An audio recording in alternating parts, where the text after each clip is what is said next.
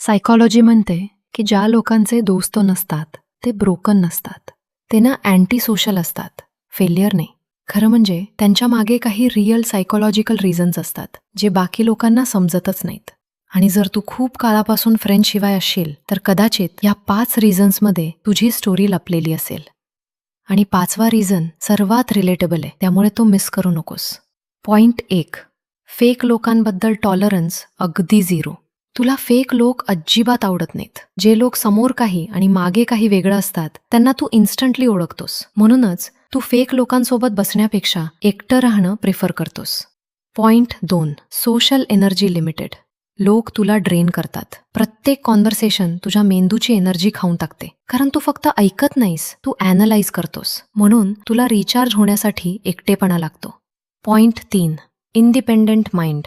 तुला कोणाची गरज वाटत नाही. तू स्वतःला एंटरटेन करू शकतोस, स्वतः विचार करू शकतोस, स्वतः डिसिजन्स घेऊ शकतोस. आणि हीच गोष्ट तुला इतरांपेक्षा वेगळं बनवते. Point 4, trust issues.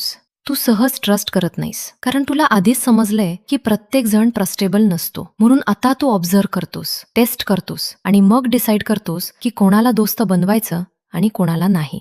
आता खरं ऐक, जर तुझ्याकडे कमी दोस्त असतील तर याचा अर्थ तू वीक नाहीस. याचा अर्थ तुझे स्टँडर्ड्स हाय आहेत. आता सांग, तुझे दोस्त आहेत की नाही? कॉमेंट कर.